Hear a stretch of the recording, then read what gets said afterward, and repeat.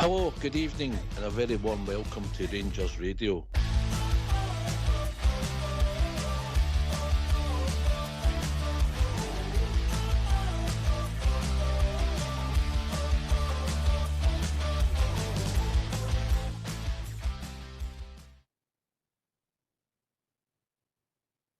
Well, hello, good evening and welcome. Welcome to Rangers Radio. Join myself, Oxchair, on the show this evening is your GB and the one and only, the king, the legend, the Bridgeman. How we doing, boys? Evening, Oxchair, even the Bridgeman. Pleasure to be on with the both of you tonight. Been a wee while, boys, but eager to talk about the Glasgow Rangers, mate. Glad you are, mate. You could take the floor. You can take it all. I think we should stick to doing the movie review. Evening, Bridge. Oh, good evening, Oxchair, and yourself, GB, and obviously Techie Boys in the background. I'm really looking forward to what people have got to say tonight. I'm quite sure there's going to be some choice remarks made. But can I just say to all the Rangers fans listening out there in the big wide world, this evening, I'm depressed. I can't say any more than that. So good evening and welcome to Rangers Radio. Yeah, GB, I've been thinking about it now as you reflect. You know, and you two gentlemen will know the hardest things coming on. The daily show is right after it when the emotions are running high. So you start thinking about it, and actually I get paranoid the more I thought about, I can handle getting beat. And I accept that other teams will do stuff against you. You've got to accept that. But there's a way to get beat, making chances, winning battles, winning duels, goalkeepers making saves, or teams score good goals. Now, they'll say their goals were good. They were two good finishes. Good finish, good either, but there was errors involved in failures. And that's when I look back, GB, that's what's frustrated me, the way we get beat. It's a whimper and it's a real worry. A worry for this group of players that are only getting better. A worry for the manager, because that whimper was the same whimper against Falkirk at Ibrox, mate, and it worries me. GB? Aye, and I totally get it, Ox. I can understand why that is, mate, because I think if we've been honest with ourselves, the previous couple of games, Danny's been getting by with the results. The Hibs game, let's face it, was a 1-0 hard-fought result, but if that header for Fernandes doesn't go in, mate, there was nothing else really going to come for that game, I don't think. And then we go into the Hearts game, we've kind of battled against everything that we've needed to get to that point to get ourselves back into the title race, mate. And you're just looking for that team to grab their moment, to kind of show that they've arrived for this season, because we've been waiting for it all season, and we've accepted the kind of limping by. But really, at the weekend there, mate, it was time to stand up, roll the socks up, and go out and make a statement and put heavy pressure on the two teams that are challenging for a title. And again, be flattered to deceive, mate. I felt the first 30 minutes, I agree with most of the podcasts and everything else that's been reported, the first 30 minutes was okay. There was plenty of chances for Rangers. Like was there plenty of chances, mate? Was there? Well, McGowan was one, right? Obviously, the Fernandes header with Miovski being offsides should have been. It's a maybe, right? It's one of the ones that goes against you, but McGowan was one across the box. The Tav free kick into the box, we're asking should probably bury that header or not. I mean, we had chances there that, again, if a team that was on form could have buried them, mate. But as soon as that was done with, then that was the end of our game. I think after that, it was just all Hearts, unfortunately. Goals change games, mate. Goals change games. Bridgeman, you're taking it, mate. Oh, I think it's probably, I must admit this now, after being a wee bit of hype up and, winning a number of games in a row, and well done to him for doing that. But I think that the squad of players that we put out, the team that was put out at the weekend, didn't really show anything. I agree with GB that I would have said the first 20 minutes, but I'll stretch it to the first half hour and say that Rangers played quite well in spurts there. But we held the ball well. We were confident and we held the ball well. And obviously they would take the long ball from the keeper to just blast it up there, and that's always getting them on the turn and so on and so forth. We started to fail at that, and the more we failed at that, the more difficult it became for us to actually start back again. So it really was a difficult game for the Rangers players, and I can't understand why it was. I just don't understand why it was. They never turned up. Sorry? Make it difficult for ourselves, Bridge. We can't pass it. Of course. We can't play the game. We can't pass. We can't mark. I mean, and how many times, I don't know how many times, I lost count at 12. Well, I literally lost the ball on an attack with midfielders holding the ball, getting crowded out. Then they know what they're walking into, a big crowd of players. That's what's going to happen. But they sometimes try to dribble through. And our boys have not got dribblers in them. There's no dribblers. There's no wee Willie Henderson. There's no Bud Johnson. There's none of it. None of those players are Gaza. We don't have anything like that. Why are we trying to do these wonderful things? I mean, it looks good if we can beat the man, but the time and time again, we go in there and we say, I'm going to do this, and you see, some of the most horrendous passes. We had 4 corners, and there was 4 corners that never reached, in fact, overshot the box. There you go. 1 overshot the box for a goal kick, and the other 3 went for throw-ins. That's no right. We shouldn't be playing football like that. That's not football. And I'm sorry, may I say this once again, to all the Tav fans out there, I don't think Tav has got anything left. I really don't. I think it was the most horrendous game. I'm a Tav fan. I've been a Tav fan, mate, most of his career. But what I will say is, he's done, mate. Yep. He's done. And you can't, as Cher says, mate, you can't turn back time. You're absolutely right. I don't think he was alone. No, but by the way, listen, Tav wasn't the worst. It wasn't the reason we lost the game, but he's done, mate. We're witnessing it in front of our eyes, and it's quite sad to watch. Yeah. He shouldn't be playing. By the way, I don't think the other guy's any better. And that's no, I don't say. Aaron's no. I don't think he's any better. I've not liked him since all Bear knows what I think. He'll text me in a minute, but I've not liked him since he came in the door, mate. I think he's very average. And we think because they've played in the Premiership, they're good players, guys. Anyway, we'll come back to it, Bridge. Well said, mate. But as I said, GB, there's a way of losing the game, and you're right. We started the game okay. No danger. We plays the ball out for Butland. I don't know what he's thinking about. A stupid pass, mate. We're not in any danger. Hearts haven't done a lot up to there, mate, if we're honest. We lose sort of possession. We panic a bit. Raskin comes sliding in. It was good to see he was on the park, by the way. He comes sliding in, put it out for a corner, and for the corner, they take a short one. And a decent cross for them, and a decent finish, but we're not switched on. Set piece coach, 2 guys out there. You've got your people responsible to go out there. And for me, with our team, if I was a set piece coach, the 2 guys I'd be sending out every time to stop a cross coming into the box would be Magoma and Barron. I wonder why. Simple as that. GB.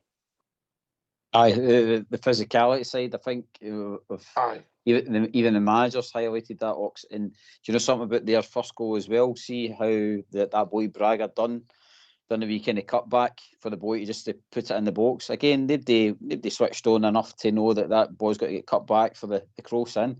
And we just cut across here. I'll ask Mr. Bridgeman that. If there's 2 guys out at a short kick, taking a short corner kick, how many players did you send out, Bridge? At least 2. Thank you. Carry on, GB. Yep, aye. So again, as always with Rangers, we just allow guys to do their job, mate. We just allow them to have a nice plenty of time to make sure that they get the nice crisp course into the box. And again, the boy Finlay gets up well, mate. Like you say, it's a decent header. But they've got, again, Oxen, this is what I'm saying with their team. You can tell that they're a team. They're an absolute solid unit together. And it was sad to see that in that team they knew is something that we used to do. We used to build a team with adding in a couple of 3 or 4 players into that team that changes it and makes it into a title challenging team, mate. And like it says, boy Braga, that Greek boy, There was a great boy actually had the shot that created the corner, mate. So again, the cross goes in, Finlay buries it, and then there we go, we're on the back foot, and again, the backside just collapsed, didn't it? It's just, again, another crazy moment. We allow Shanklin to run into the box for the second goal. Everybody knows how well Shanklin's been playing this season, and yet our defenders, our team, just allow him to stroll into the box. And when it gets... When I've watched that back, mate, somebody's got to go, we'll make it a wee bit harder for him, but I'm still blaming Butland. Butland's got a job today and they failed. I'm coming on. Again, mate, it gets to that point where Shanklin, he's got a kind of hit and hope moment, and he hits it, and again, Butland's a big boy. Ox, how that sneaked past him is unbelievable. Come on, GB. You're not being fair. You might break a toenail or something like that. Know what I mean? No, that's what I'm saying, mate. Just he could have stuck out a pinky and still put that. Well, no, that goal, that goalkeeping is one of the flaws in Jack Butland, and we've seen it. What he's not got, Jack, he's got all the attributes to be a decent keeper. 6'5", physique, yeah, right. But he's not got quick feet, and good goalkeepers have quick feet. Bridgeman, 100%. 100%. Yeah. I think if you look at that, you look at the first goal, and I'm blaming Butland for it because I thought he should have caught that ball. That ball wasn't going at 100 miles an hour. You think he should have came? I think he should have came for it. It was, as I say, it was a cross. Let's put it that way. And I'm wondering if the Hearts player actually got a full head on it that he meant to. I think he just put his head up there and the ball hit his head and it went in. But I don't understand what their goalkeeper was doing. What was he watching? There's a ball coming in to the left, coming across. What are you watching? They're not going to have a shot. There's a cross coming in. Here, a cross. There's a cross there. And it's right. It's only 3 yards from you. Run out and get it. Punch it. Do whatever you want to do. But don't let them head the ball in the net. What can you say? He did. Feet, mate. Back to feet, mate. When you move your feet, that's his. Absolutely. Jack Butland's a good goalkeeper. He's a good. He can be. But that's a flaw he's got in his game, And he's not going to. His age and his thing, he's not going to get better at it, But he's arguably been our best player this season, which maybe sums up where we are. If you take the whole season, he's not that much today the last few weeks compared to what he had at the start of the season. But yesterday he was involved in the 2 big moments. Where he's totally to blame for all it, I don't know, but he's involved, mate, as is others. GB. Aye, Ox. It says that obviously the moments that's highlighted on him, but like we highlighted, the defenders should be doing better with Shanklin. I mean, allowing that kind of poacher to be wandering about your box, free to do whatever he wants, is criminal, Ox, for me. And as for Butland, it's the same old with Rangers, Ox. You look at the Hearts team, Derek McInnes is not asking their defenders to go and run with the ball and spray it about. He's just asking them to do a simple job. And we're asking Butland to put 30-yard passes out to players and not carry on and ask him to do things that he's not built to do. It's just crazy. We should just, it says, he needs to be a keeper first and foremost. But see this playing out for the back, that's not Jack Butland's game, mate. He's murdered at it. And that's, again, it comes back to the manager. It's like you play to strengths, Socks, right? And I know he's been doing this way, he's getting by with the results and stuff like that, but there's certain things I just don't understand with the game where we try and make these guys do stuff that, like, I think you touched on it yesterday with the game. Well, there's endeavour there, but there's no talent there. So why expect them to get better? I just don't. It's just not in their game. Like say Barney you're talking about, all the endeavour, all the fight. But again, he has a shot and goal as well. Like to bury it, and he just blasts it again, wild shot past the goals, and you're just like, well, what are you doing all week? Are you not realising how bad a shot taker you are? Like, you should be starting there practising that and getting better at that, but clearly it's not in his game. So why are you expecting him to do it? As it all merits, he's all the training in the world. You can't put in what God left out, mate. Yeah, it's not there. It's not there. Yeah. No, I mean, it's not there with a lot of mocks. I know you played a bit of golf, mate. If you can drive a ball, you can putt the ball, you'll do all right. But if you can't chip it, mate, you can go and chip it and practice. You'd like to think that some of these boys, the raw tools are there and they can go and practice their weaknesses. No, but they're good at their weaknesses. And Connor Barron plays in midfield, mate, and he's got to learn to make the killer pass and he's got to score the odd goal. We're not looking for it to score 15 goals a season. The odd goal and create the odd goal. That's his job. You know, and along with Raskin, who I think at times was playing behind Jack Butland yesterday. I think I've made up my mind what's going through Nico's head because I don't know what you were thinking, Bridgeman, you know, because they're not creating. They're not creating. Yeah, sorry. I was going to interrupt you. No, I was going to say what you said about Raskin. Raskin literally was back beside the goalkeeper on the 18-yard line. And that's because he was doing nothing further up. Absolutely nothing. And his passing was a joke. And I think we Connor Barron, you're saying there, it gets right in, gets stuck right in, and that's what we want. We want the players to get stuck right in. But when you get the ball, please find another jersey, not the opposition, a teammate's jersey.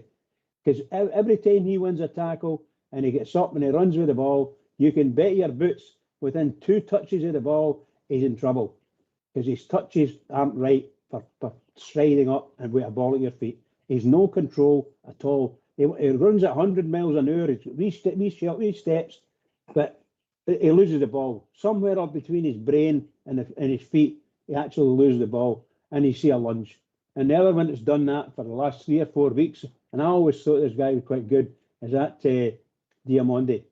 He's just woeful, man. He's not kicked a ball all season. He's just woeful. Kicked a ball all season, mate. He's digressed, mate, rapidly. You know, digressed rapidly. GB, yesterday, with Tav, Aarons, you can have a go at this scene, that. But it was the collective as a team. You know, I'll give Sterling pass marks and I give Young Fernandez pass marks because of effort. I thought Sterling strolled it, but I'll tell you now, mate, Bridgeman can chip in. You go first, GB, then Bridgeman. Sterling is no a centre-half, and people say why, and I'll tell you how I think so. He ain't good there. He's okay, but he ain't good. There's a difference, right? You know what I mean? I think fullback, defensive mid, or centre-half cover, and that's what I think. And then when you play a 3, and you've got Tav there, who we know is okay in there and all right as an attacking guy coming into the back post, but as a centre-half with the ball coming down your throat, Tav's no good at that either. So you're struggling right away, mate. But Big Sterling, I hope this isn't a long-term solution for him, because I think he's a better player playing elsewhere. Just my opinion. GB, you can come in and then, but we lost the game as a team. We've all got individuals that will slate. Barron, Raskin, Majovsky, Boer, Diamondi. We could go on, yeah, but it was a team yesterday. It was appalling. I agree, mate. I think going on the Sterling point first, mate, he's wasted. He's wasted in the defence, mate. I would say overall his time at Rangers, he's probably best positions for us is probably the Barn position. You mean the centre, the defensive mid for us? I think he'd be absolutely brilliant in there. See if we could just keep him fit, I think he'd be a wee fortress in there for us, because he can spray the ball out, he can pass the ball, he can get forward. I mean, I think that's a good position for him, and he can clean up. You mean the defensive side of things, he can do a job in there, but he's just. We need probably a more experienced Fernandez the other side, and if we could get 2 boys that height, that size, and with that endeavour, then we might actually see a defence starting to build in there, Ox. But sadly, I think we're going to get John Suter back soon enough, and that's got to be another talking point soon enough. But as for Sterling, we need to keep him fit, Ox, to see where he can cement a spot. But as always, we end up taking our best players and playing them out of position, and we don't get the best at them. They end up having to do a job for the team. So, major surgery, Ox. But I think, first of all, if we can get him into midfield, Ox, and we do what Hearts have done, we buy 2 two guys that are going to influence that midfield and amongst him, then the midfield will start to look a bit more healthier, I think. Because see, when you look at Hearts and how, if you had to take their kind of players that are performing out of their squad, I mean, you only say like their defence and their keepers any better than like say Jack Butland and all the rest of it, mate. I think we wouldn't know how good their keeper is yesterday. He could have went against the post. Absolutely. Aye, could have went holiday. Aye, I know. But that's what I'm saying, mate. Like, there's just no way that they've obviously hit the money pot with their signings. I mean, and I think this is what we need. You've touched on it, mate. Our midfield's doing nothing. Diamandi's no scoring. Barron's no scoring. Raskin's no scoring. Our number 10, Moore, at times scores some nice only goals. that there's no scoring, GB. You can have that with a run of games that midfielders don't score, but they're not creating. Aye, but our guys are not scoring for like 2 year rocks. Our midfield. I mean, this is a high. They're a worse running Fox. Aye, mate. And this is what I'm saying. We, as a fan base, we can accept that. But see, when you start looking in the cold light today, you're like, when these guys got to start to turn up and do their job? Because the only way these other teams are being more successful in us, Ox, is because certain players in the midfield at times are stepping up and winning the games for them. They've probably got a centre forward that's on form and that. But move the ball quicker, mate. We don't move the ball quick enough because we can't pass it. Bridgman? 100%. That the last statement you made there, we are the poorest passers in the league by a long, long, long way. In the whole league, we're the poorest passers. All these passes that went out of play, every time somebody tried to do a wee 15-yard run, they're running for our half, and all of a sudden they're running 15 yards into the opposition half, and there's 100 opposition players unlikely, standing there waiting for them, and they lose the ball. And they can't. There's no ball control. There's no decent passing among them. And when it looks a decent pass, you see it's going too fast for the pitch is wet or whatever. The ball's skidding away. The amount of passes we put out of the park is not real. And I'm going to go back to what really bites it rips my knitting. There, put that makes it really angry. You can't take a throw in. Oxford, we have nobody in our team that can take a throw in. We can't find a Rangers player. We've got no idea what we're going to do. There's nobody running to see here. I'm here. Let me. No, they're not there. And we end up putting the ball away up the park, 20 yards, 25 yard throw, and all of a sudden it's back down beside you because that's a big centre half just headed it back up. So we're playing against teams that are right up for it. They are right up for it before they come out of the dressing room. They are up for it, and they're sky high. And we've got to do something to stop people coming, stop them people do it. We just move out of the way. I don't know if anybody, hopefully the listeners know what I'm talking about. You see the opposition getting the ball and they stick a 40-yard pass and it goes straight out the wing to the guy out in the right. That's the opposition's right. So they're there, and all of a sudden there's 3 midfielders going up to join them, and there's 4 players play. And all they're doing is touching to each other, holding the ball. We can't get the ball. And then all of a sudden there's a break and they're in. Within 5 yards they're in our box and there's a shot in goal. Bridge, because we don't make the right decision. We don't pass the ball. Aye. There was a couple of times in the first half, young Mikey Moore, and he's got an excuse because he's learning again, but he's played a few professional games now for us and for Spurs. You need to move the ball quicker. You need and not get caught up with it. Yeah, you sometimes you'll get away with it. You'll do the change your pace, you'll get away with it. But the ball moves quicker than the man. Yeah, and that's the secret of professional football, making the right decision at the right time. And I mentioned it yesterday, GB. The start of the second half, Conor Barron went right through, edge of the 18-yard box. He had a pass to the outside left channel. I can't remember who was running in because I didn't watch the kick back last night. And he checked and tried to play the Hollywood to the right, ended up doing nothing, and the chance had gone. First minute and a half of the second half. And that to me sums up where we are. Yeah, the decision making is so poor. And even when we've been playing well, we've witnessed that. Haven't been great against Livingston and the Ibrox, haven't been great against Falkirk.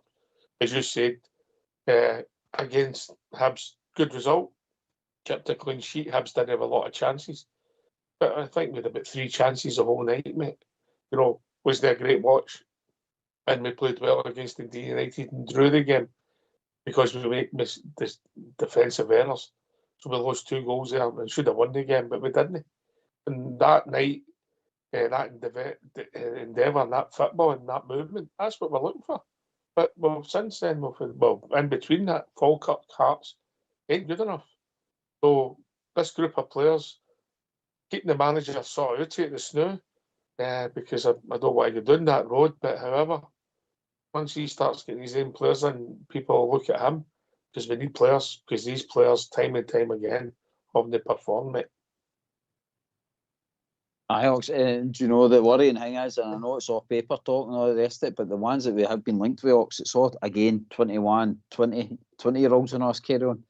We do not need this. Like, this is the problem with, like, say, Nahum and Magoma and Arns and all the rest of it. But they've just not had footballing careers yet. And when you look through that, Arns is right in the middle of his football career, mate. No, but that's he's been passed about, like. I was going to say something. I was going to say that, but I didn't know if that was the PC, mate. Well, it might not be PC, mate. But I think he's about 24. I'll check that out, mate. No, that's but what I mean. Because I know that he's never. With me. Carry on. No, he's. But again, what I mean, mate, he's never been like fully settled at a club. He's just been a kind of journeyman. Whereas, like, it's seasoned professionals we're looking for, Ox. We're looking for guys, like I say, that have, I don't know, come from maybe hardy leagues, or, I mean, again, we need to start looking at our own league. I think it's shown this season that everybody else running about is now starting to buy up kind of the best of our league, and it's developed into a challenge. He'll be 26 in 2 weeks' time, mate. But that's what I'm saying. He's not had Ox. He's been out in loans. He's not had anything. Like, why we're signing him on the hope he's got to turn into, like you say, this Premier League player. 201 games for Norwich, mate. No. That blows that out of the way. But I just don't think he's had. What I mean is he's been in these kind of clubs where. And what I will say to you, in the last 2 years before he came here, this is league games only. 27. Bournemouth and Valencia. So you're right. He's since 2022-ish, 23, he's hardly played any games, mate. They're like middle of the road stuff, Ox, isn't it? It's just like they're like squad players, like in these clubs, and like Norwich. Physique, mate. Ever who signed him, mate? He's not got the physique to play for us. He's not good enough. He's not quick enough.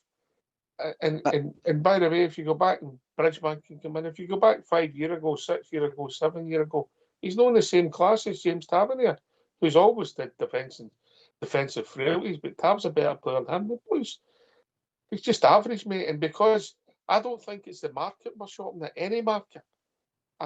You can go to all the supermarkets you like to make a cake, mate. If you don't buy the right ingredients, it's not going to do with the market. We're not getting the right raw ingredients. Wherever we're shopping, Scotland, England, we're going abroad, mate. We're not getting the right raw ingredients. We've signed 2 boys in the last couple of years for Scottish clubs. One for Dundee, one for Aberdeen, mate. Would anybody else sign the 2 players to play in the centre midfield collective?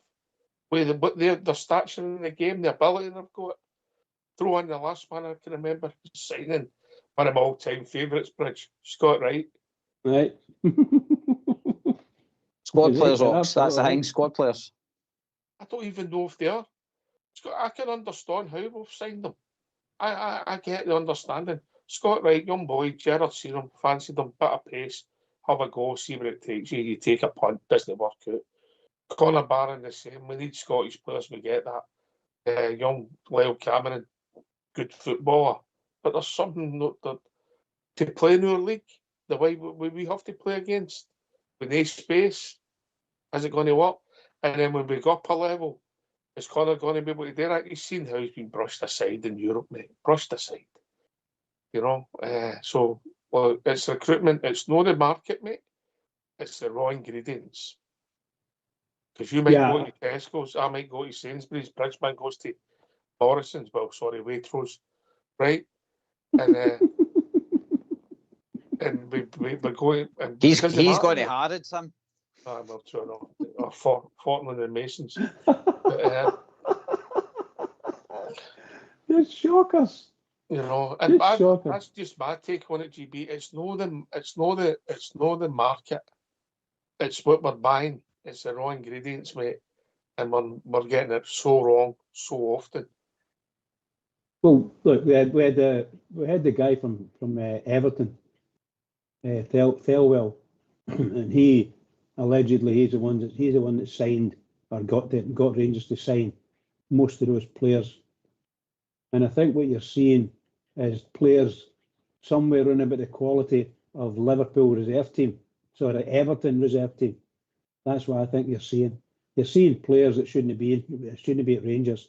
Rangers are a Premier League team in Scotland, and that's what we should be thought of, and that's the way we should do our business. There's absolutely no way we should be going and getting second-hand players, because that's basically what some of these are. They're second-hand, and they show for maybe even a season, and then they just seem to fall away. Take Diamonde. Diamonde's dying. His play is just terrible. Everybody in the league knows how he plays, and they know he reacts. So then they wind him up, and he does it. You watch that Hearts team at the weekend there. Well, they came out the traps, and they battered into Rangers players. They went screaming into them, and we weren't doing anything. We weren't getting out of the way. We were getting hurt. Well, we need to be able to do something, and it's really bad. And it seriously is. We get our big boy Sterling. We're playing Sterling across the central defensive area. No, he's a fullback at best from a defence perspective. A fullback at best. Never should he be as a central defender. No, that's my opinion. Seriously, and we need. I don't know if we've got anybody else that's tall, but we should have some diktat and from a club level defenders. You don't sign anybody under 6'1". You wouldn't sign Baresi then? You wouldn't sign John Brown? No. You work from that. That's your basis. So anybody you're going to sign and they're not that height, then they've got to have something that can make up for whatever your standard you're looking for. Do you know what I mean? I'm not trying to say that everybody over 6 feet is really great. I'm talking about Rangers. We want people who can head the ball. We want people that will go in long-legged and get in and tackle and so on and so forth. All the nice things. Now, you obviously pick up some smashing players who are only 6 feet and to absolutely bring them in. No problem. But on your mind, as we go forward, we say, right, who do we need? Look, if you put Sterling in at right back and leave him for a season, you're going to find that guy's probably a smashing right back. He's a big, bulky, no problem, and he's no fear, no fear at all. But you stick him inside a wee bit to the centre half row, he hasn't got the height. He can't header properly. So you know what I mean? And when he goes up for a corner, he's not going to be doing it very much because he's got 50 pence head, 50 pence piece head. But as a defender, yes, he's looking forward. The ball's going to come, and he's going to run forward with the ball or pass it or whatever. And that's brilliant for him. Big, strong fella. Nobody's going to push him off the ball, and nobody's going to hit him unless they're going to hurt. Simple as that. But you look across, even our centre halves aren't that, shall we say, strong or dirty, if you want to have a better word. Oh, he can't be. Anyway, we better get these phone lines open. GB, what do you think? I'll come back to you. I'll come back to your supermarket sweep, yeah? Of course, mate. All right. Listen, let's hear from you. While you are sitting listening on your own, why not take part and give us a phone? We would love to hear your points of view, so get off your bum and call 0141 356 1972.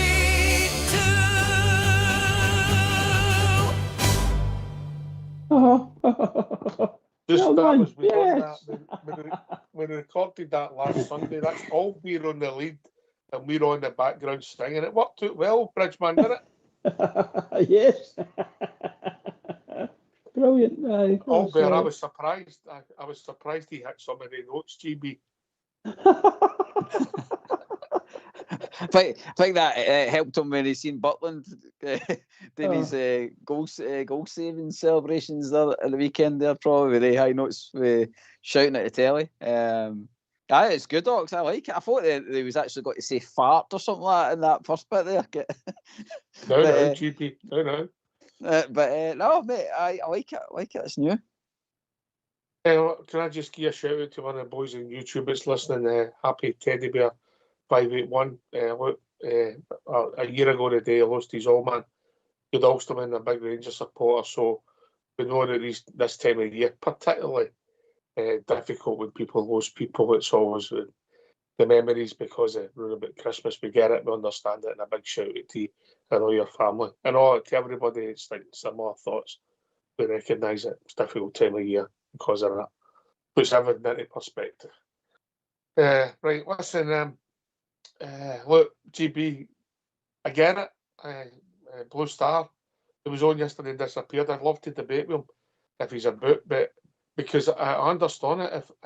If Bridgman's got his perfect 6'5" centre half, 6'4" centre half, and he's big, he's brave, he's a leader, all the things, all the ingredients Bridgman's in that cake, and if you throw in, he's one of us. I understand it. I would want one like that every day of the week. But where are they? We've missed out a few, I get it. There's Ferguson, we'll talk about Shankland all day long. Chip might have sailed boys that could have been playing for us. No. But apart from that, who are they?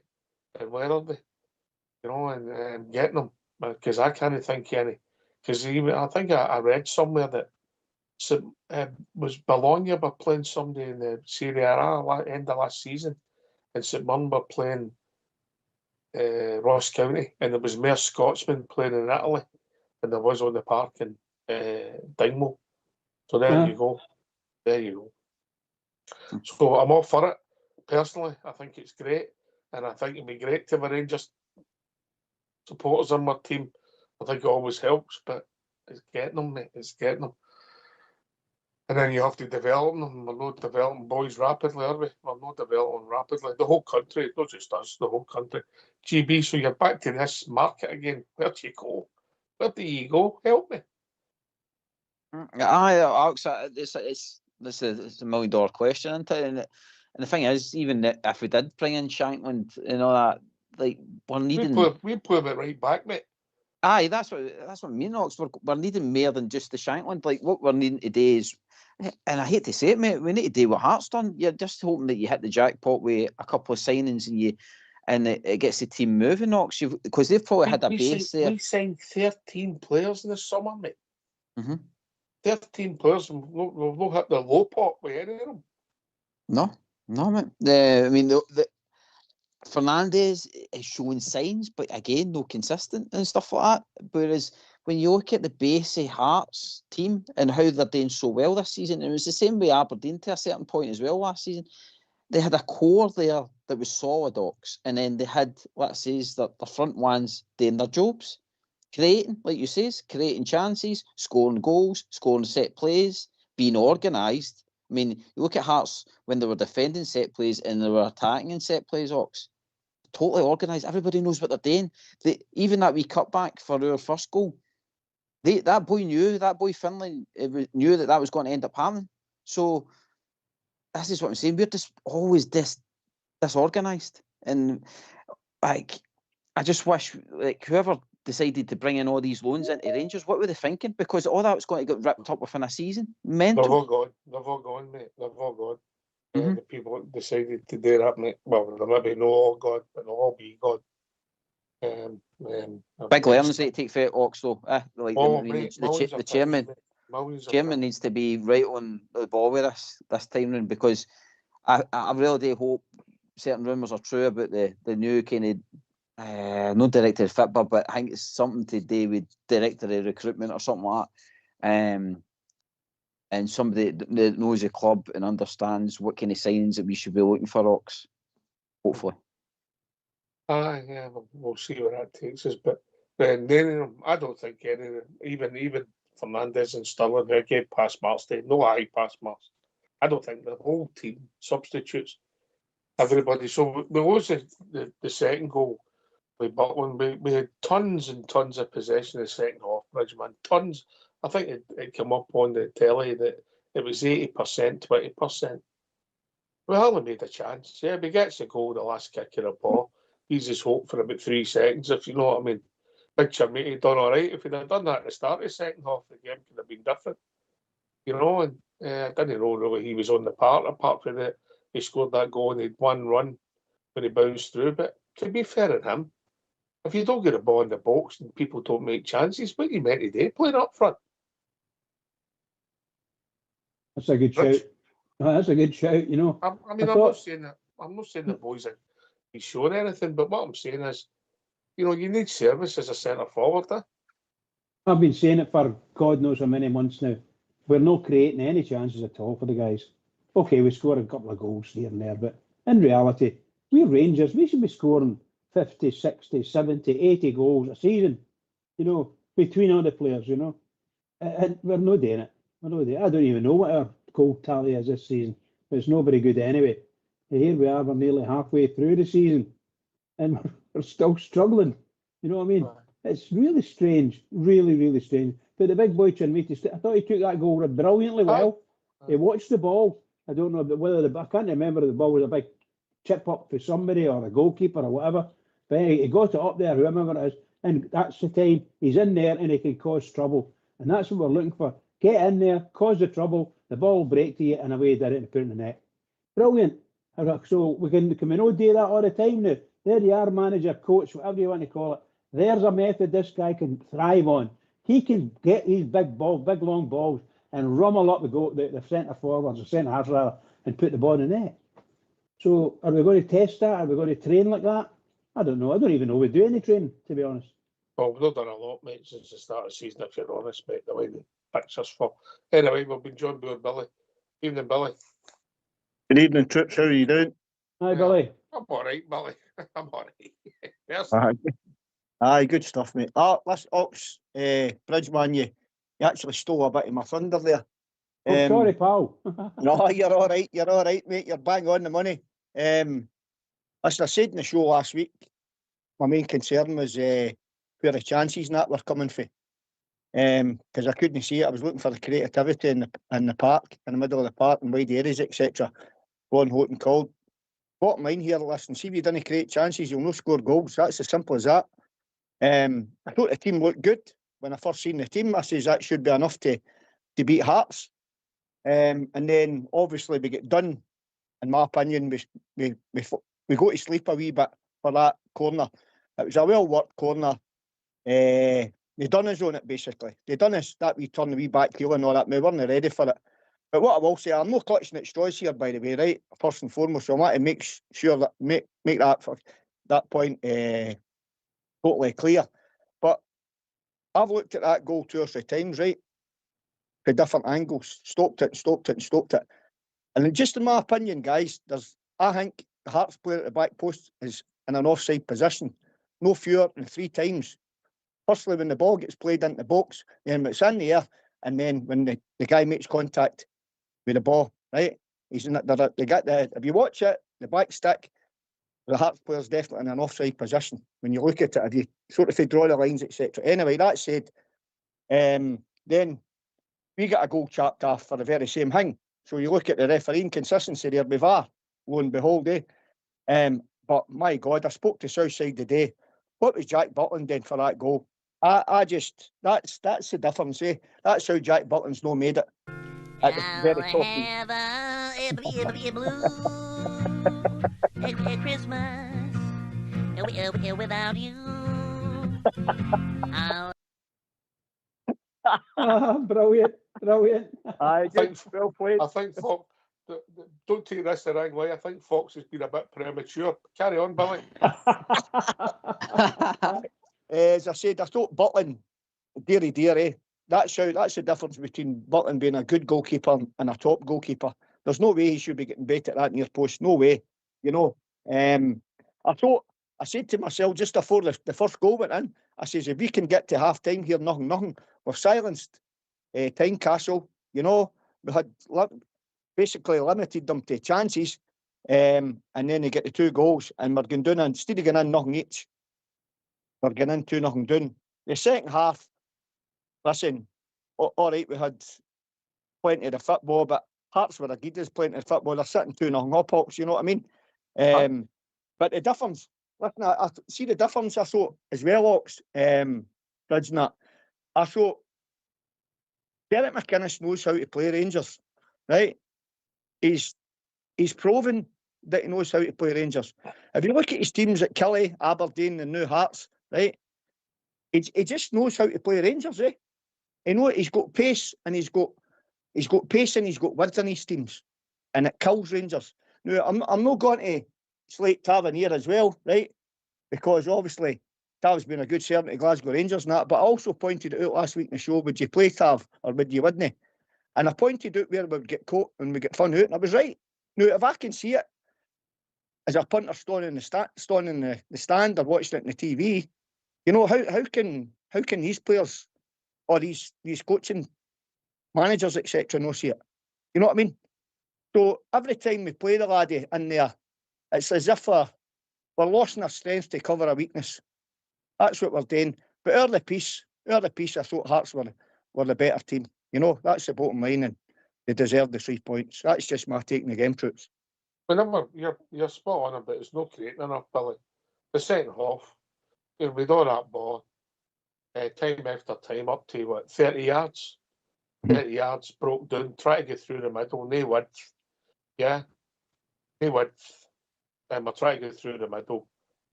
And McGoman and Aarons are going to hear that. McGoman can a bit of pace. Aarons is not that type of player. And I'm not going to go on him when I say that. He's just not that type of player. He's not a guy that puts... he doesn't look like a wing back. I'll say that, in my opinion. So you've no creativity for the wings. So everything's got to go through the middle. And That's right. they just keep their shape, keep tight, keep contact. And it takes an impossible and a bit of dribbling, or you have to shoot. How many shots did we actually have? I think it came up after 80 minutes. Hearts did 3 shots in target the second half, and we did 9. I know. I mean, I was looking for a lot more for Mikey Moore. I thought the game just went right past him, and Sunday, mate. I thought that he was awfully quiet. Eh?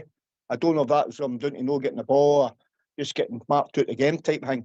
I heard Blanny's talking. I think it was Bridge talking about their meeting. Well, I'm sorry, Bridge. With all due respect, brother. I'd be expecting a wee bit more for £8 million and whatever his own wages. But he scored that goal. Of course, he scored the goal. He chased a loose cause. He got the break. He put in a nice finish. You would expect that for somebody. It's worth £10 million, mate. So, listen. He'll still never do for Glasgow Rangers, guys. Never. It's flying there as far as I'm concerned. You know, but it is what it is. It is what it is. But we're screaming out for somebody, players to win the game, eh? You know, a right proper creative midfielder and a top of players on the wings. It's got to turn it on the Vansco doing it, their one's doing it, you know. That's how Barjami looks so good when he came back into the team, Billy. Because he does things, it makes things happen.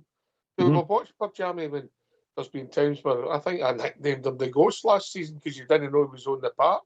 But he got involved in the 2 games we go and picked up the knock and made things happen. So, but we've got nobody else like that in midfield.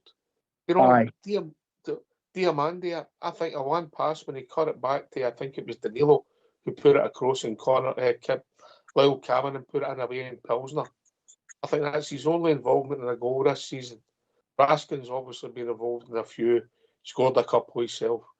Young Connor Barron, no goal involvement, creation or scoring. It's shocking, mate. Shocking. See the thing with Bagrami, right? I've always liked, there will be guys that probably disagree with us. That's up to them. Everybody's entitled to their opinion. You know, as for Bagrami, mate, you know, I like Bagrami. You know, I thought he was unlucky under Clement because the system Clement was playing, he was wanting to be more more a team player, if that makes sense, you know. And I think it was taking that bit out his game that we're seeing now, if that makes sense to you, Ox. You know, now he's you know, because his work ethic was superb under Clement, you know, and he was showing flashes of things in different games that was frustrating the life out of you, because you knew that a player in there, all you had to do was just unlock the key type thing.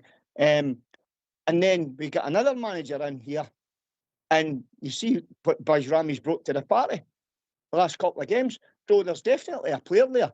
But now he's sitting in the sidelines again. I think it's his hammy he's done. Aye. So I don't.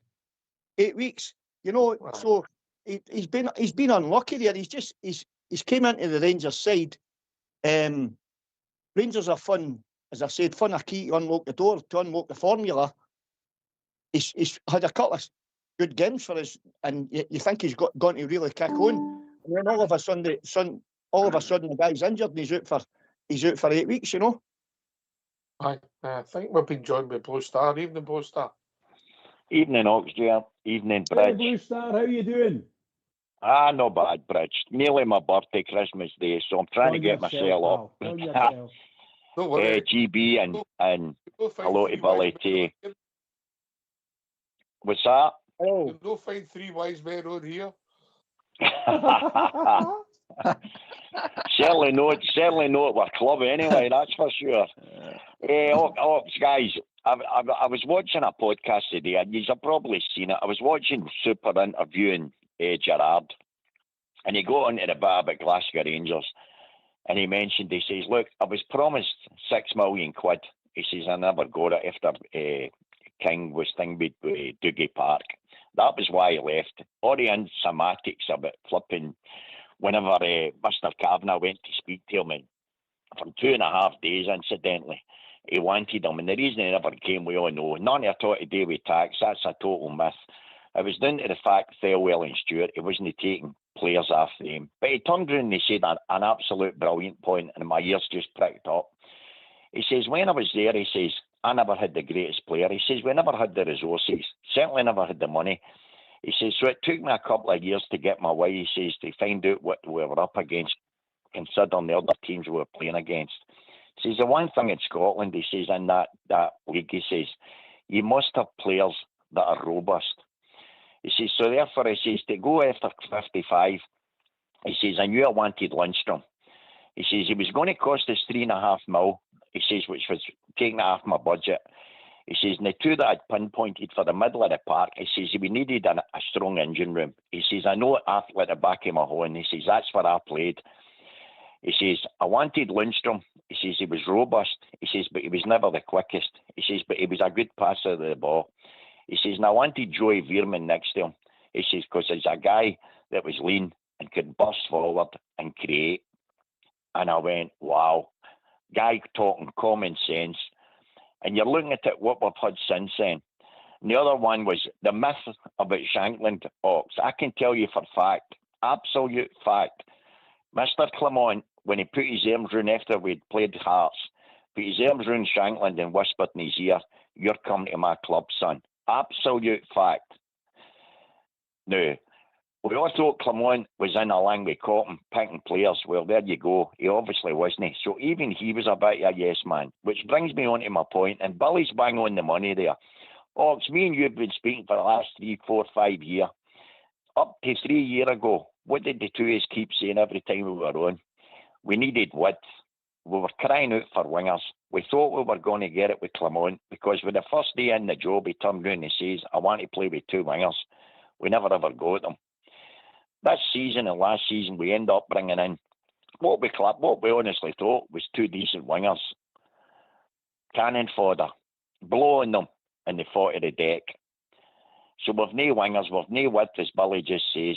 You've nobody in the middle of the park that gets that ball, is robust enough to get the ball and actually run forward with it. And as I said to you yesterday, the reason why we get beat yesterday was through a lack of sheer work rate. We weren't beat with skill, we weren't beat with sheer quality, but what we were beat with was players playing as a unit, playing as a team, from back to front, that when they got the ball, they burst forward with the ball at their feet. Now, Ox, here's a classic one for you. This blew my mind today after watching the highlights again. Their two centre-halves were makeshift because Hackett and that never made their game. Two centre-halves, if you watch it, were getting the ball and taking it by our halfway line and taking our forward zone and going by them and then releasing the ball to their two wingers. They're two centre-backs. Incidentally, their two centre-backs, that's including Hackett and the other guy, have scored more goals than the whole of our front line put together. That's absolutely frightening. They two centre-halves, parts of goal, incidentally, and Hackett wasn't even playing yesterday. They've scored more goals than the whole of our front line put together. There's your answer. Now, my whole point here is, and before MD starts, I'm no bashing Mr. Rowe. What I'm saying is, there's been basic, fundamental things that he should have started off with. His first two pressers was he was going to get us running and faster moving forward. I've seen any of that in any game. And even the 6 games he's won have been against the bottom half of our league, that we should be running over the top, even with poor players. I've seen no changes for the better. None. Now somebody can turn around and say, but we weren't winning games under Martin. That's right, we weren't. We only get beat yesterday for the first time in a calendar year away from home. What good's it done us? Not getting beat away from home, what good did it do us? We've won nothing. It's not when you win, it's when you win and what games you win, mate. Exactly. Yeah. Every big game we've faced in the last number of years, Ox, we've lost. It's a mentality thing. It's also who's in charges, because we are not doing the basics, not in any way, shape or form. You're always on about passing the ball. You were a midfielder, as I always say. Billy was a bit like myself, I think. We played further forward. If nobody gives us the ball in the right areas, it doesn't matter how many runs we make. We can't produce nothing if we're not getting the ball. We've got a midfield that nobody in that midfield bursts forward with the ball at their feet. I can't get my head around it all. And we're spent millions. And we're on about Scottish players. And but I'll stop. We're on about Scottish players not being good enough to lack the quality. But I'll see every team in our league now, and has been for the last couple of seasons. Every team in our league are playing with so-called inferior quality Scots guys, and every one of them can take points off us, and every one of them create chances. Even in the games we've won, the other teams created loads of chances against us. So there are Scottish players out there. They might not be the best as in sheer quality, but if you're a good enough manager, you produce. You play them in their own positions, but the one thing we McInnes does, and I'll keep on about him because it breaks my heart, he's Rangers through and through, as we all know, but he served his apprenticeship for years. He knows what it takes to play in our league. He plays guys, but here's the thing, and the only manager I've seen is anywhere near that, Ox, and it did take him 3 years, but nobody can fault Gerrard. He had a team that were fit. We could play on a Thursday night, and we could come back out on a Sunday and beat the Filth after going to extra time on a Thursday night and going to extra time on a Sunday against them, and we still beat them because he had a super fit. I'll ask you a question right now. Do you think every player that we're playing in our first team, do you think they're super fit? Your answer's no. Because we don't run. Fit, never mind super fit. Correct, Bridge. And that's fundamental basics of football. We've got players out there that aren't even fit enough. Your thoughts, guys? Well, I'll tell you, Dave, we will come straight back to you, yeah, after we have a tune.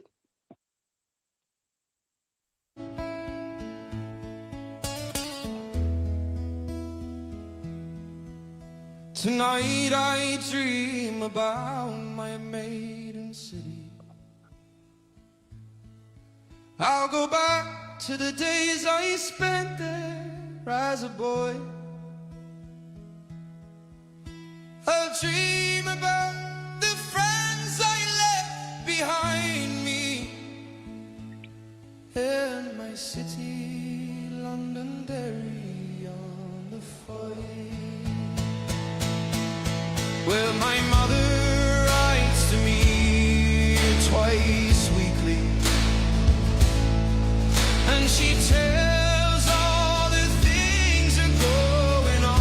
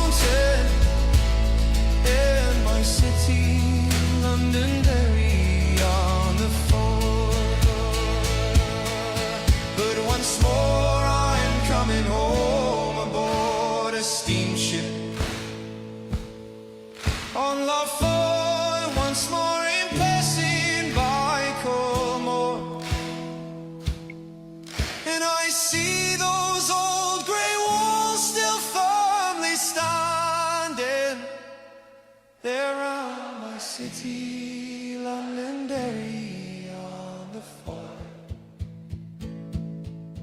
I can see the old cathedral that's still standing,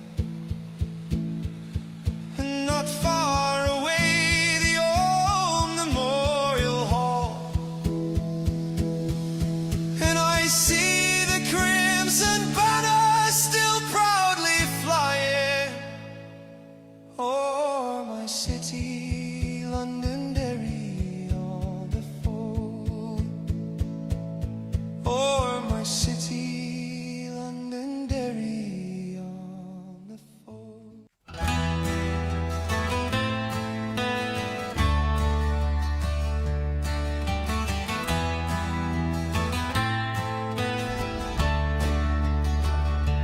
While you are sitting listening on your own, why not take part and give us a phone? We would love to hear your points of view. So get off your bum and call 0141 356 1972. 356 1972.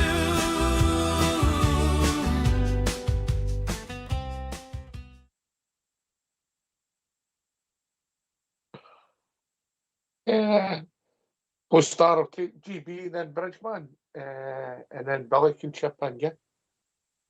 Sure. Aye, both start. Mate, everything you're saying is spot on. It's just a sign of the times. The fitness thing, I'm surprised at, because, like I say, it's a kind of German coaching team that's involved. And usually, Pre-season, mate. It's pre-season, mate. You'll not be able to do it. This new Blue Star knows that. Billy knows that. I know that. You'll not no, get I the know, fit but of you, mate.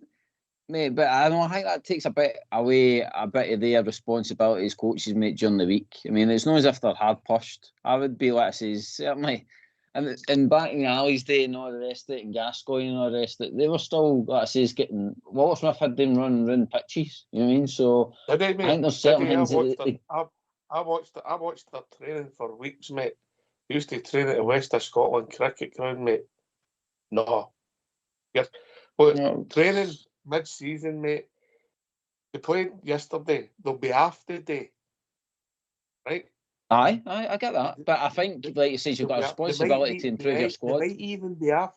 They might even be off tomorrow. Right? And Well, they'll come there in lies your Wednesday problem, unless you've got an injury or an op. Every club, mate. Every club.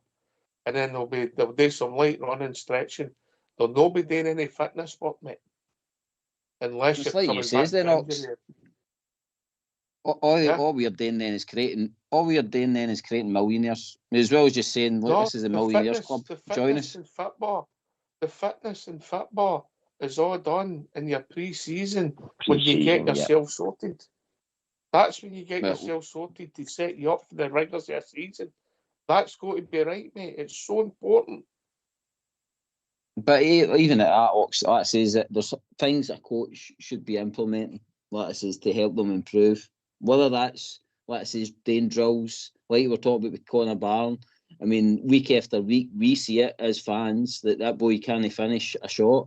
So why is our manager or coaching team not taking him aside and saying to him, right, you don't need to be running and getting your minutes up with this red zone and all the rest of it, but you need to be on that park and practicing your shooting skills. That's what I'm getting at. Maybe not so much fitness and stuff like you say, that maybe need to get taken care of in pre-season, but I think during the week it seems to be a bit of a holiday camp up there week to week, and all we're doing is giving guys money for DNFL. If you went into any football club, I'll come back to you, mate. Hello, John. How you doing, mate? How you doing, outside? Good to hear from you, mate. What's on your mind? First time caller, mate. I listen to your program quite a lot. I'll look after you for the West End, mate. Don't worry. Carry on. I'll listen to you most nights anyway, but I don't know where we start with Rangers. Me personally, since the start of the season, after the first couple of games, I said to my pals, we're in for a hard time. We're no height in the team. Defence is murder, and my goalkeeper has to come off his line for corners. You know, and another thing, I don't think we should have loan players, because some of the loan players we're going not good enough, and there's guys sitting on the bench and in the injury place taking money off us for years. Loan players, what we got, John? How many we got? Magoma, Cornelius, Aarons, Moore. Aarons. Yeah. Anybody else? Aye. The boy Goma looked no bad the first couple of games. He used to link up with Gasman, no, but then it didn't work. It changes, you know. And I say with Gasman, I call him Gasman. When we go Ant-Man, the first game we saw him, I said, "Oh, that's too good. Where am I going now?" Disappeared. Not done anything, you know. No, the powder puff. We've no height in my team. No defence. Midfield's too weak. We've not got a wee Stuart McCollum or somebody will go in there and do the digging and everybody else do the football. No, that's where we're lacking. Every good team needs a ball winner. Listen, I'll go to GB about height. Yeah, I'll go to Bridgeman about height in the team. He's mentioned it once or twice. Bridgeman.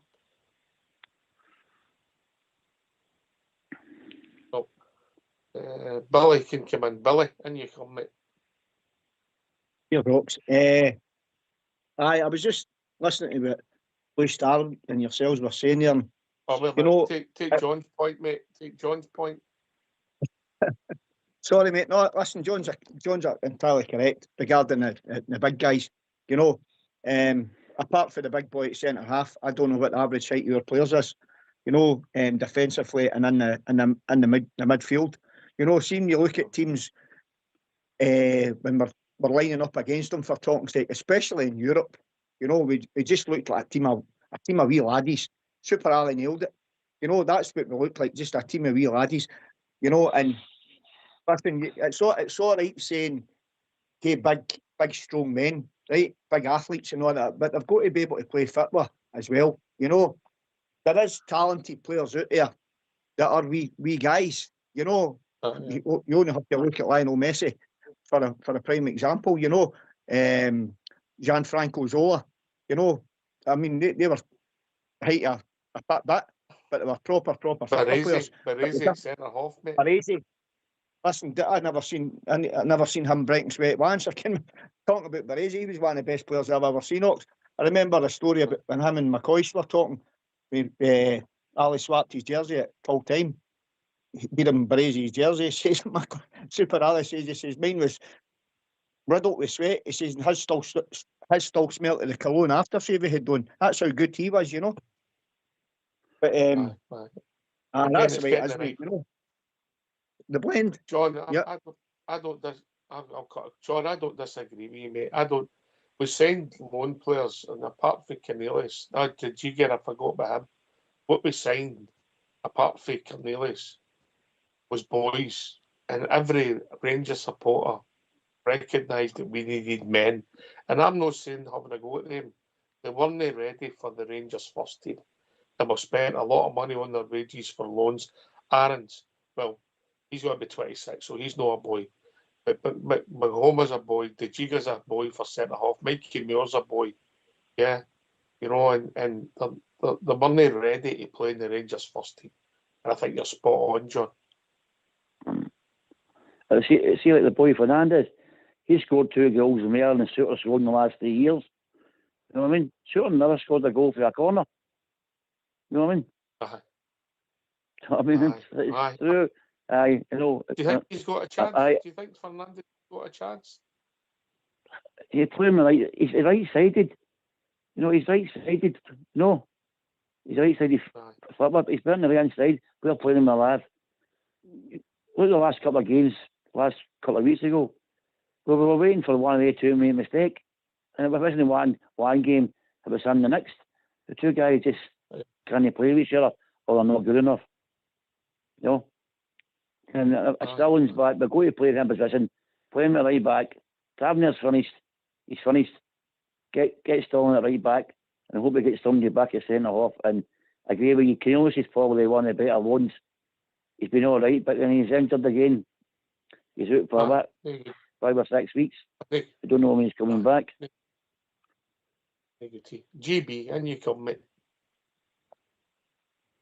The loans have been the killer, Rocks. That's the thing. Like, again, Farrell must have been half his seed to think that it was all right just to bring in a bunch of loans. I mean, what was he thinking going into next season? Rip them all back up again, starting again, and going with another bunch of loans? I just don't get it, Ox. Is Bridge and you and Albert and even the guys in the call, you've all said before, it's built for the back. You need a solid unit, you need a solid keeper, you need a solid back line. And then after that, that's where you spend probably in the Scottish League, I would say, you spend most of your money on a proper midfield and a proper centre forward. You can get by with the likes of a guy like maybe your Danilos who can come in and out and give a goal here and there. But you need to spend... 6 million, GB. I know, but what I mean is, like, he contributes in small amounts. We're not expecting him to be ripping up the goal line every week, but we needed to spend, like, we spent 8 million on Chermiti. That 8 million should have been spent on somebody, hopefully with a wee bit more experience. In fact, we didn't even need to spend the 8 million. We could have went, as Blue Star says, just went for the Shankland. It was an easy buy, and if it didn't work out, then there'd be no kind of overly comeback on it. I mean, but we've bought, we've went in with loans. I'll tell you now, mate. It was a boy who played at the start of the season, the young centre forward. I think he's at loan at Raith Rovers. His name escapes me at the moment. I'll get it. But wouldn't it be any worse if we played him in Chermiti? That's how raw that big Chermiti is, mate. He's miles off it. Scored a good goal. Anybody can score a goal, mate. Doesn't even look like a player. But that's him till next. That's him till the next 4 games or something like that, Ox. I mean, that Chermiti, I bet you he's done that at the weekend, but we'll not see that again for about 6 weeks now. I mean, that's the thing. It's when you score your goals are on it. Blue Star, and you come. Well, you're talking about centre halves here. You got a centre half there in the thing, but you've got Bridge. It's been on about it for years. You've got a guy in there at 6'5". One of your mates, Ox, you know him even better than me. What did Big DJ always tell you when he get moved to the back? Jock Wallace used to tell him, you get to that back post and see when you see that ball coming in there, you run and you header it away because you've got leverage then. When was the last time you seen one of your big defenders at the back post? Never once this whole season, because I watch all the game. Never once. They're stunning 2 and 3 of them all together in a wee unit in the centre of the 6-yard box. You're lucky if somebody's on the back post. Stephen Davis done it his whole career.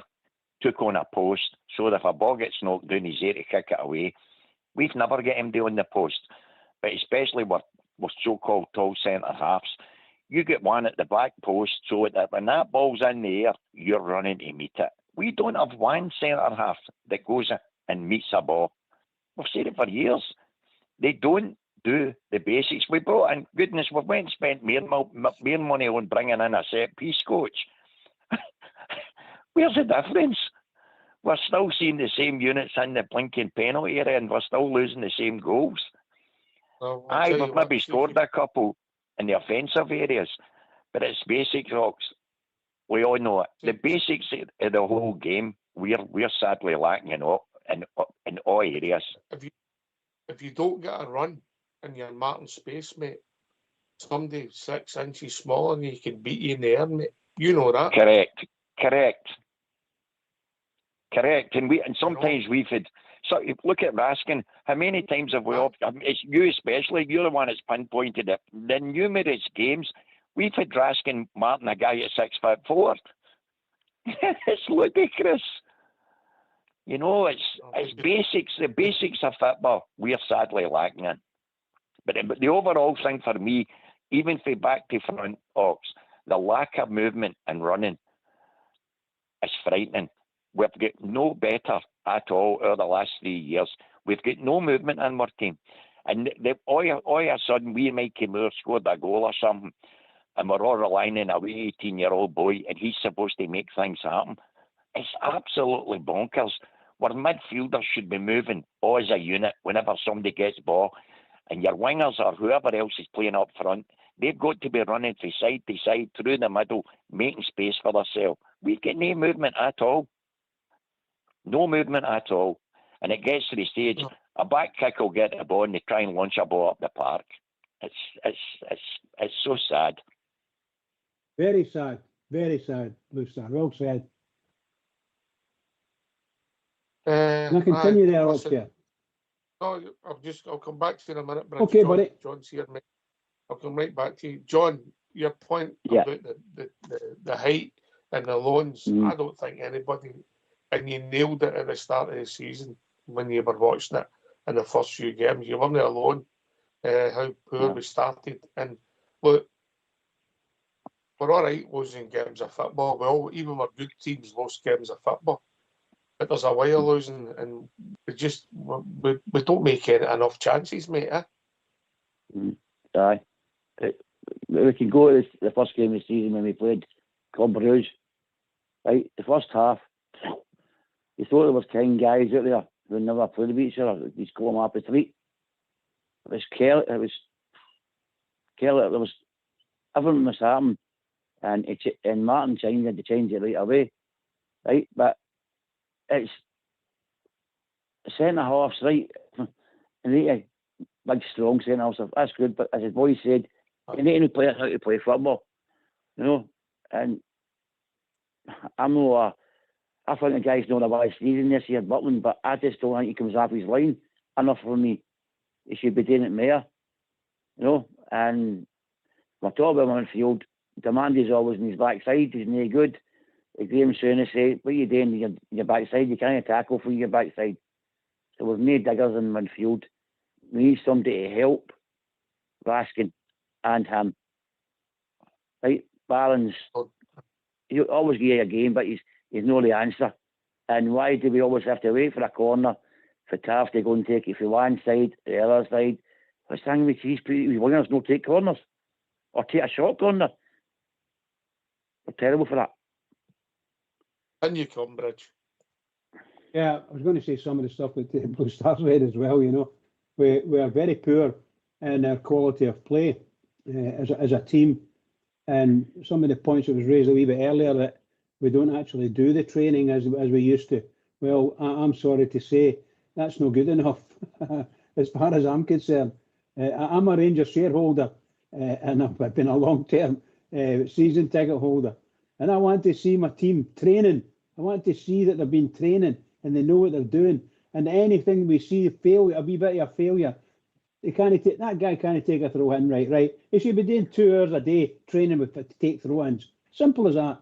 Whomever they are, the coaches, get them in there. And as far as the set-piece coaches, you just mentioned them. I don't know if they're just in the door or they're there only a short time. But seriously, they're no coaching. Our players should be coached by the set piece coaches. We've not got anybody in the team now that can take a set piece, a free kick. Oh, we'll still ask Taft to take it. Well, Taft's not always going to be there. So people have got to do it and see what they're doing. We can't take corners, we can't take throw-ins, can't take set pieces. What are we doing? Normally you've got a midfielder. Normally you've got at least one in the midfield who's a really gallus guy. He'll take a free kick for you. He'll try and put it out of the tap, see what happens. We don't have anybody. Taft's been brilliant at it, making a mistake.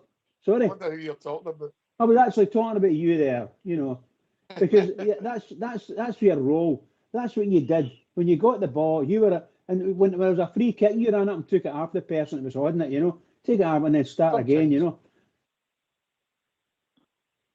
by the way, see if I was Conor Barron and I was looking at my trade and my career, that's what I would be practicing to get that with that energy, and then it takes you at the mix if you become good at corner kicks and free kicks and all that.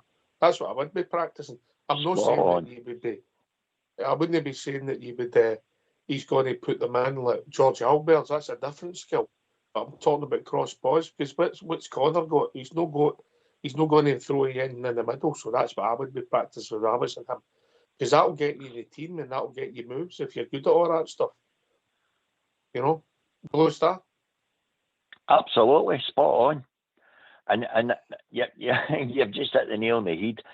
who do you actually see in our first team that's shown any initiative? There's a word for you, initiative.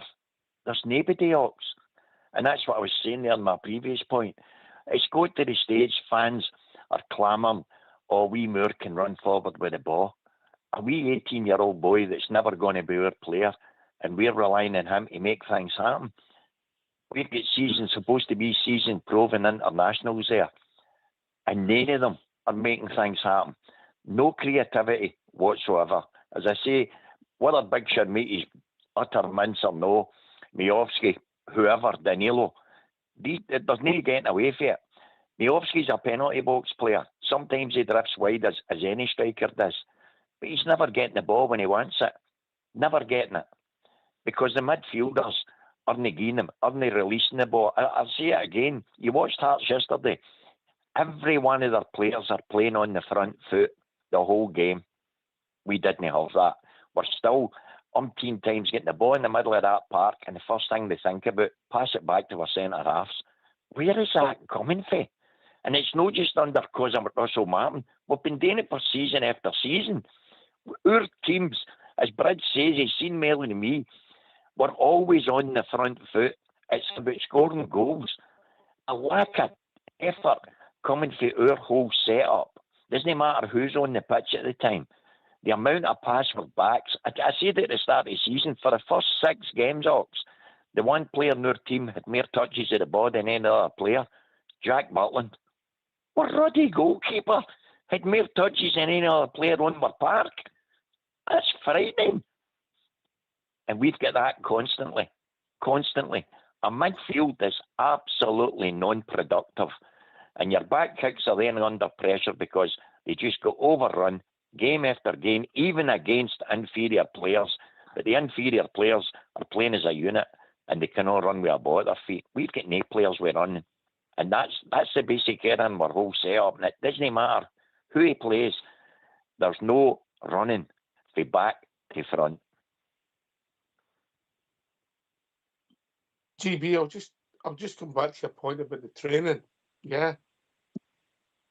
Wouldn't it just be our team, mate?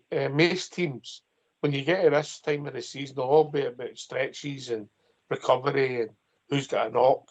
You'll not be getting out and going for long runs. And back in the day when Walter Smith was in charge, mate, the most of the days we games are 5-a-side, a lot of doggies and stretches and things at this time of the season, mate. Yeah, don't know. With the game Sunday, and obviously this is one of the longer spells they've had without a game, mate. Going Sunday to Saturday. Mm-hmm. Yeah, so they'll have a couple of days off, and I'm really surprised if they're Monday and Tuesday. They'll be in. They'll maybe give them Christmas Day off and be in Boxing Day, just stretches and working on some things. Thursday, Wednesday, they might do some work on. They might do some work on the opposition and what they'll do. That'll be it, mate. They'll not be going out and going for 10k runs and doing sprints and no stretches and protecting themselves from injuries. All your base work is done at the hard work for the pre-season, mate. And we've come out the box so slow since the 55 season. Even Stevie G's last season, when we went to Tranmere and that, the pre-season wasn't great. The 55 season, that one, we went to abroad to France, and we looked, wow, we just looked like a team, and then we just get, because we were playing well and the base was there, we just get stronger as the season went on. Yeah. And obviously that drove us on to Seville, mate. But nobody will be doing work this now, mate. It doesn't happen, mate. You'll be doing stretches and things and different things, but you'll not be doing anything. Mm-hmm. No, I get it, Ox. But I think, like I says, you're talking about Stevie G there. One thing that he did do well was he implemented small things in amongst the training that improved the squad, and one of them was obviously doing that staff game. I don't know what day they played it or whatever, but he always had the staff via the team game. And I bet you that was tasty, Ox. I bet you that says that Gerrard's not going on the park to lose. You mean, I imagine, I think even Kevin Thompson was involved in it as well. And I'm not saying it was like a world beater game, but I imagine it tested our team to show them what kind of level they had to be at. And I just feel that, I'm not saying, I'm nothing against the manager, and the manager needs time, and he certainly needs a transfer window and all that. But I do hope behind the scenes it's just no sitting there with ice cream and enjoying yourself and making millions. Ox, I do hope we're trying to drive home a better standard of football. Ox. There'll be video work, not a work analysis, not that they'll have team meetings. They're there with film, and they aren't at the training ground as long as you think. Billy? Listen, I couldn't agree more. Troops, you know, your pre-season, that's where the platform is to build on the rest of the season. That's what you do. You know, you put the work in, then you get your fitness levels up, you know, and then you get match fit, and that's how you get your fitness is up to speed, you know. But listen, I think I know, man. You know, but I think it was John that was mentioned there about the centre, the defence. You know, it's maybe. Listen, I fancy Fernandes and Cornelius in the gather there, the right and the left. You know, and Big Sterling at right back. But until we get rid of this Zono Martin carry on, we're always got to concede goals because we're too wee. You know, yeah. I'm old school that way. You need to pick up a man. The biggest man goes with the biggest man, and the weakest man goes with the weakest man, and stick a guy on the post. You know, even put two people on the post. The weakest guys in the park go on the post, you know, or go on the back post or on the front, just to cover that space. You know, there's that. We're talking about goalkeepers and that as well, right? You've got the laddie Kieran, right? He's been out at no fewer than 6 clubs in loan. 6 clubs, and he's not had a sniff. You know what I mean? And then listen, you go back to front there. You know, I said about the back four, and then you look at the middle of the park. What both stars banging on about. They're creating nothing. They're too similar. The blends all rang in the middle of the park, and the engine room, and it can't be like that in the middle of the park. You know, it's all right having winners and workhorses, etc. But you've got to have somebody that's going to want to take the ball when the pressure's on and hold it and keep it to take the pressure off your back four and let the water carriers, as Port Bear calls them, bring the water carriers into the game and then go and get the ball again. You know, and then because we're not creating nothing and then we're not scoring goals. I mean, we've lost. Look at the goals we've lost for last season. We've not replaced it. And then you talk about shots and that. There's a wee story I know. I listened to Sir Alex Ferguson guys talking about Ronaldo. This shows you how dedicated that laddie was. Ronaldo used to go out in all the wind and the rain and all that and just hit free kicks, get a bag of balls and just go and kick the ball into the back of the net in an empty net. Right? And there were times down at Old Trafford that Alex Ferguson had to pull him off the park. You know, to tell the laddie to get in off the park, right, that's enough. That's the difference. That's how that was the mentality of the laddie. That was his attitude, you know. He just wanted to get better and better and better. You know, see this getting, all right, that's training hour now. I'll just get home, I'll jump my fancy motor and go up the road. You know, that doesn't work. If you want to be better, if you, as a professional football player, you're playing at the top end at football, right? If you want to be a top end football player, you need to say to yourself, well, listen, I've just got to be your normal pro that just juked about and done this, or do I want to better myself? Do I want to go into bigger and better things? That's the attitude and the mentality you've got to have, and we've not got it. Maybe it's also Oh, there's a classic one, and I know you've probably all seen it. Right at the end of the game when Chermiti scored in the last seconds, you watched the Hearts' 2 centre halves remonstrate with one another, and they did come to blows. And when he mentioned it to McInnes in his pressers, he turned round and he laughed and he went, that's old school. He says, that's what used to happen underwater. There's the difference. He's got it instilled into them. They're not the greatest players in the world, far from it. But he's got right into their heads. He's got them super fit. He's got them full of running. They're out there to win. You don't have to be the best players. See if you've got a good manager and he gets guys playing in the right positions, and as long as they're fit, Bridges been on about it for years.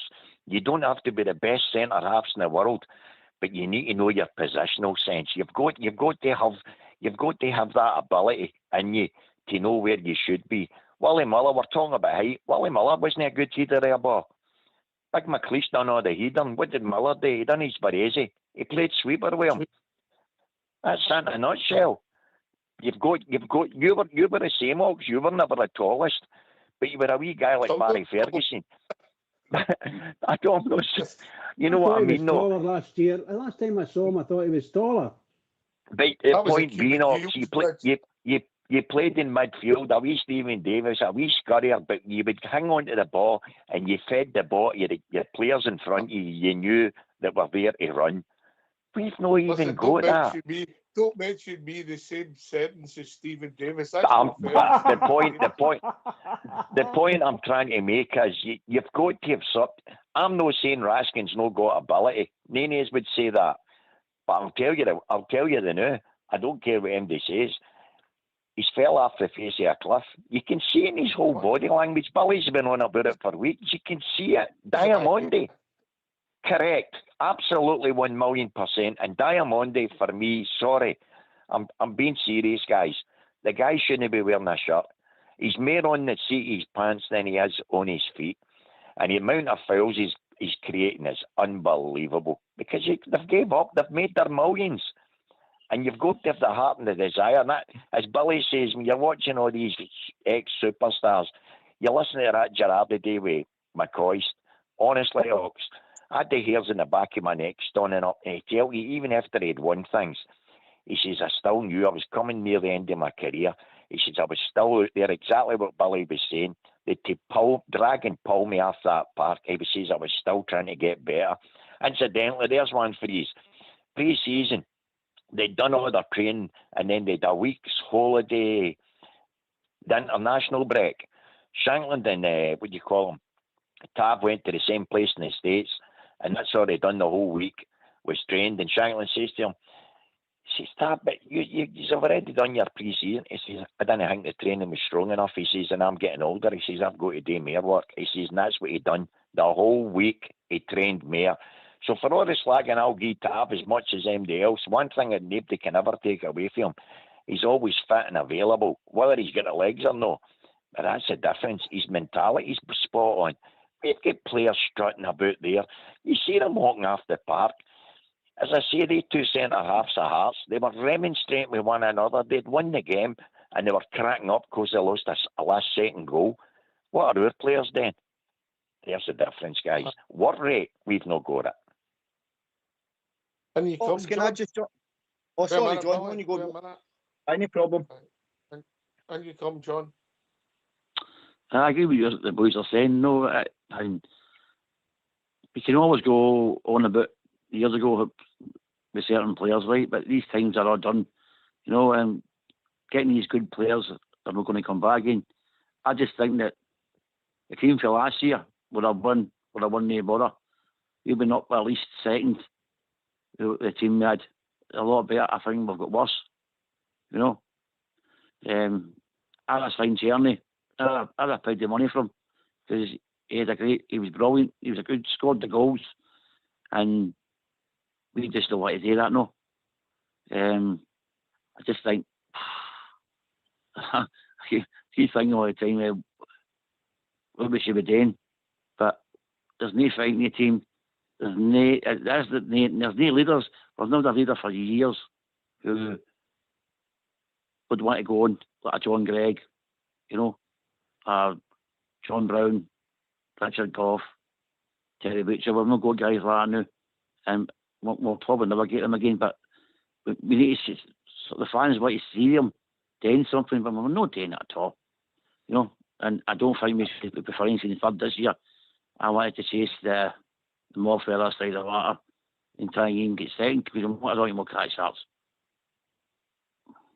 Oh, listen, I don't think the league's done bizarrely, but listen, we know where we are, and we know that it was a bit of a fool's the run we went in because we knew we were struggling in some of the games that we won, and then with some of the draws and some of the performances, we know all that where we are. But I'll be interested to see what happens in the January Monday. And you come, Billy. Aye, thanks, Ox. I just to touch firstly on Blue Star's comment, you know, about the attitude of the two Hearts centre halves. Blue Star, you know this? You're 1,000,000% bang on, right? And I clocked this in the European game last week. There for the perfect example, Blue Star, right? You had two centre halves here gone tonto with one another because you lost a goal, right? We lost a goal at home, right? And then you look at Asgard in that European game there last week. and he's stunning. Rangers are we're getting beaten again. What was it, 2-0 down or something? And Asgard's stunning here, laughing a joke with the referee. Spot on. That Absolutely tells disgusting. you all you need to know. That tells you all you need to know, Blue Star, right? And another thing I know, right? Do you know this really annoys me, right? As well, we seem to get players, or the ones we bring through, right, for the B team, for example, right? They come through and they're thriving in their position in the B team, right? And see, when they get to the first team, they don't play them in the position they've come through. Yeah. In the B team, right? And I'm like, make it make sense. You know, surely you learn your trade in the B team, and then you get into the first team and you get played into your strengths, and you learn the position in the first team. Then they move you to different positions to round your game off, you know. But you learn your own position first. I can't see it. You know, we talk about, mind the wee fella, McCausland as well. He was a number 10. He never played that position once. He played him out on the left and played him out on the right. Thought he was a winger. Yeah. You know, and then the wee lad, what's his name, Curtis. Goals is the lad he scored for Rangers. And where are we playing him? You know, we're playing him out in the wing. It bewilders me, you know. Bewilders me. We're all experts, myself included. We're all experts. Fox, do you know what, Mucker, right? It's not about being experts. It's about telling the truth and calling it how it is. You know, it's blatantly obvious what's going on here. You know, and we're just punters, as I said. Aye, exactly. It's been honking, man. Absolutely. It's been honking for years. And then when players just touched on there with Joey Veerman, for talking's sake, when there's a gem comes along, it's as if people above the guy who knows what he's talking about, they talk him out it. And they don't, listen, we'll get you somebody else, etc., etc. Or, no, he's no good enough. You know, and then it comes back and bites his ass constantly. Language. There's one of the most mentalist things our club's ever done. Absolutely ever done. So they decided they weren't giving Gerrard the money, right? He gets an opportunity to go to Villa and he jumps ship, and he tells you why. He says, they broke their promise to me. He says, and I'm an honest guy. He says, when I'm at a club, he says, I try and always do my best. He says, I was promised funds the following season after getting what I had to get, stop him 10 in a row.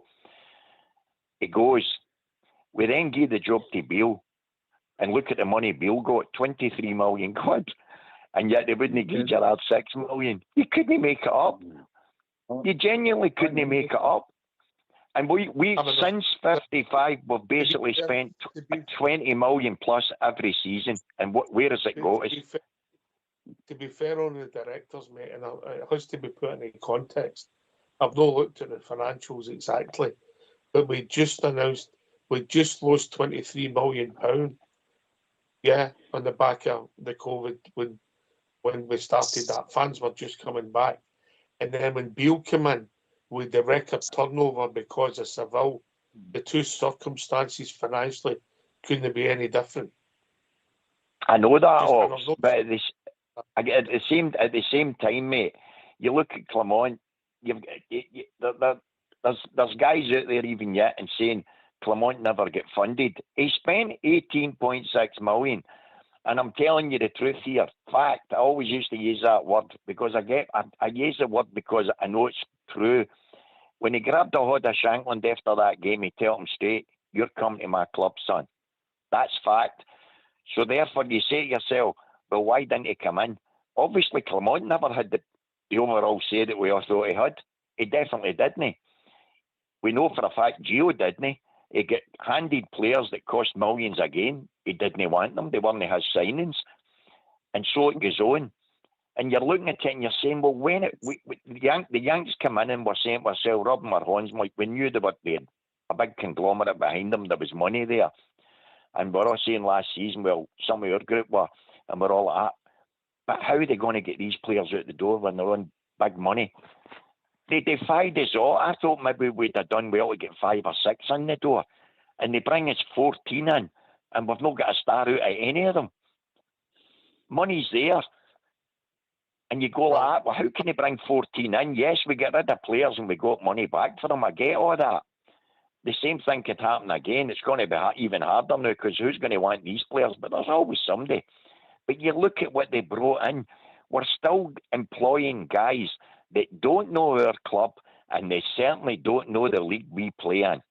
And it's not until you've had foreigners that have played for our club and they tell you straight, they thought it was a doddle coming into Scotland after playing in England, after playing in Holland, after playing in Germany.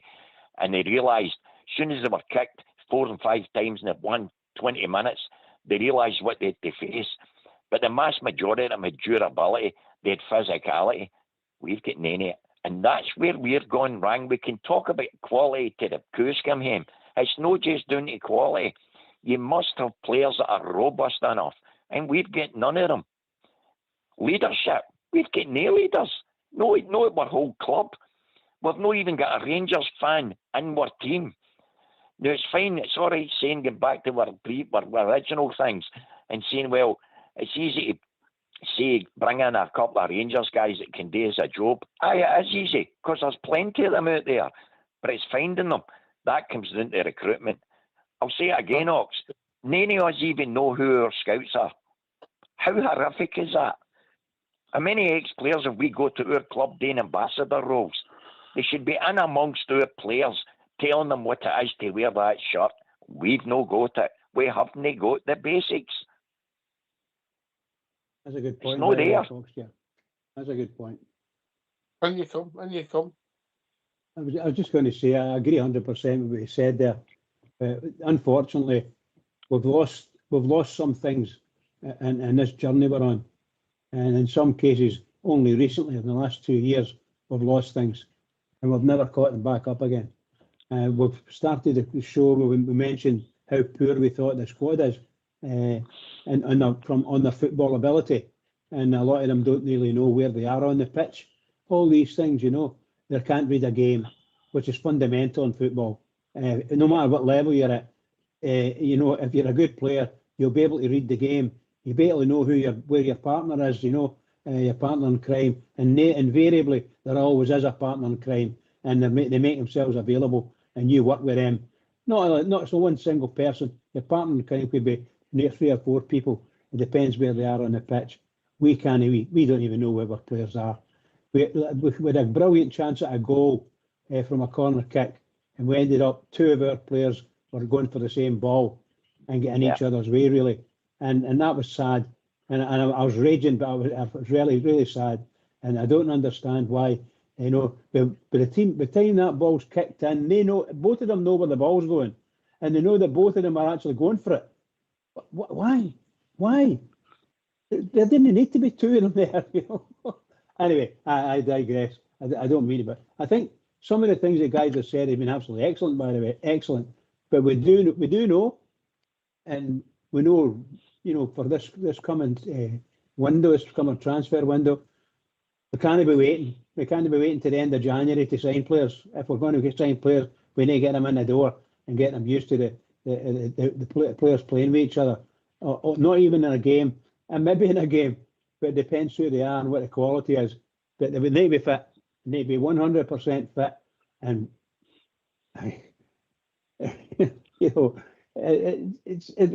we need people who have got bottle, right? We need people who have bottle, and you stick a bit of knowledge in with that bottle, and you'll do well by yourself.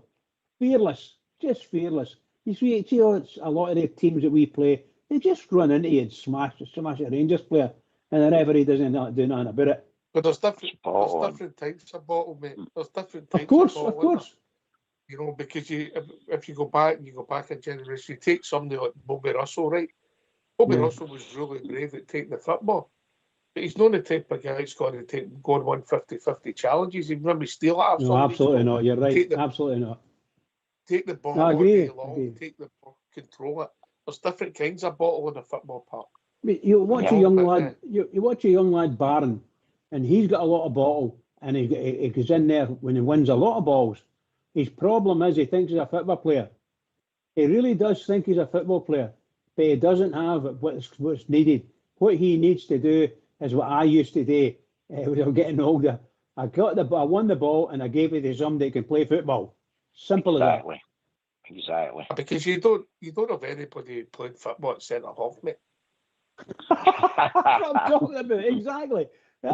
You win a ball and what am I going to do with this ball? If I don't boot it up the park or out the park, I've got to get to somebody. So that's where you get your aim. Listen, you get your one of the first things I would say to Connor is stop blind passes. Stop blind passes. He's got a bad habit. He's got a bad habit, mate. Yeah, he's doing it all the time. Nah, I don't know if you've noticed that, John. Aye, he's doing it all the time. He says his work rate's great, but he'll try his hardest. And if he did 10 of him doing that, at least he would get a bit of effort. But my midfield's null and void. I thought that boy Rothwell was going to be the player who's going to be the holding midfielder. But that's another one. It's been shocking. I know, man. He's done nothing. He's off, mate. I know he's got to Sheffield United ahead. Every time he got the ball, he passed the ball back. And the same with the boy Aarons. You ever watched him, especially when he played left back, he used to pass the ball back because he didn't want to put his ball on his left foot. Pass the ball to centre half. It's not good. It's not good to Rangers at all. Oh, there's a classic one. Under Clement, remember we had no dig in the middle of the park and he decided to try Big Sterling in there when he was fit. We won 6 games in a row. Did Sterling run amok? No, he never. What did he do? He won the ball and he just passed it. Who was next to him? Lundstrom, who was never the quickest. But the guy at least could pass a ball and he would have a shot. 6 games in the trot, we won. See the minute he got injured and he took him out the midfield, if you remember. We lost the next 2 games. It's no rocket science, it's the basics. You get a ball winner and you've got guys next to him. They're the ones that move forward. The ball winner wins the ball and he passes it to the guys that can do something with it. We've no go at that. I tell you what else we had in that period of time. With that big seamer getting up and down the left-hand side for his mate. Correct. What an attitude he had. What an attitude. Yep, he had. Listen, can I just change the subject to GB? GB's not going to be with us tomorrow night, so if Fox doesn't mind, GB, I've got your Secret Santa here for you, son. Okay, so Fox.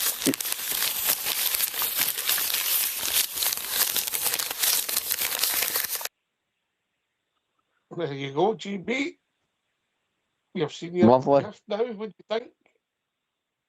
Aye, I'm sure that was got to go down well in front of the grandparents. You can post the picture in the chat if you want, so people can see it, mate. Billy might like it, maybe Billy's sort of thing. Aye. Give me 5 to get it on. I'm sure that's an HR, isn't it? That's an R-rated one, that one.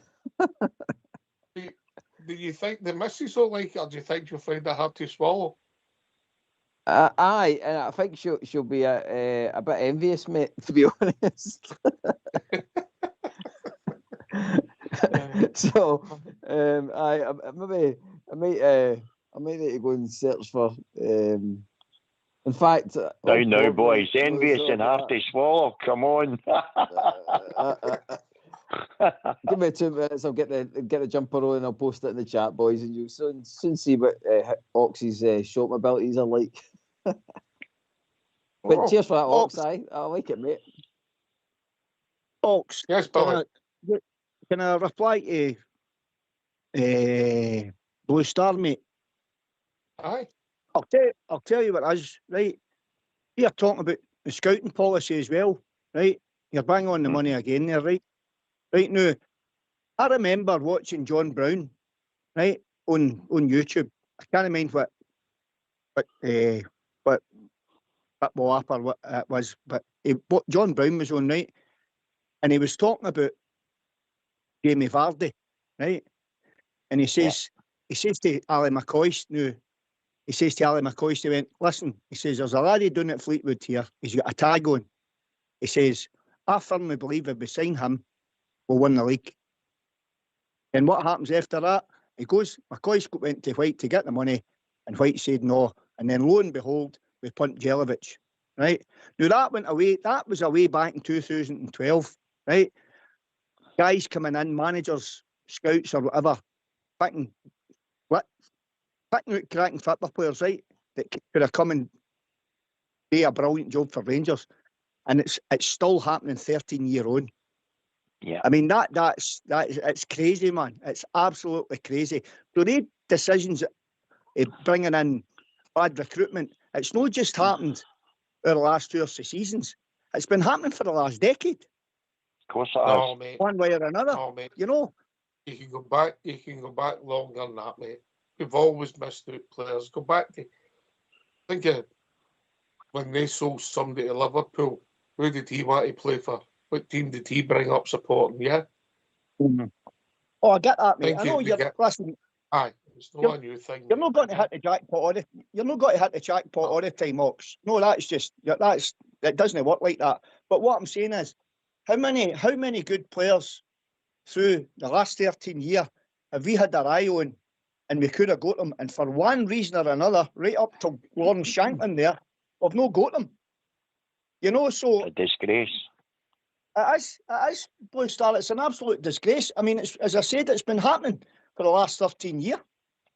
And we seem to be making the same problems for ourselves and the same mistakes over and over again. Is it snobbery, You know? Billy? Is it snobbery? Does that make sense? Is it snobbery? Well, listen, you maybe could say that. But when you look at the players there that we've actually bought, you know, are they all snobs, for talking sake? No, what But, I'm saying you know, is I just, that's not... we dismiss people too quickly. We dismiss Correct, people. We don't look and say, right, what would he be like in our team? You know, like when Walter went and signed Boland and Alex Cleland for Dundee United, nobody was excited. Yep. Boland never worked out. He was maybe a star. Cleland played a lot of games for us and then went and played a lot of games in the Premiership. But good career, steady career. Yeah, playing big games for us. You know, so they're out there, and we looked at, you know, we're always going to miss people because people develop, there's luck involved. I get that. But sometimes I think there's a bit of snobbery. Listen, John, good for you to join us, mate. He's your last word of the night, mate. Well done, mate. A round of applause to John, everybody. Yes? Yes. Guys, there you go, John. We could talk all night about the problem. We could talk all night about the problems we've got, and you know, but we've got to give Danny Rowe a chance. See who he gets, what kind of guys he gets in, but he's going to have a hell of a job. Definitely going to have a job. And we just got to carry on, and all I can say is keep going, Glasgow Rangers. We are the people. Won't surrender.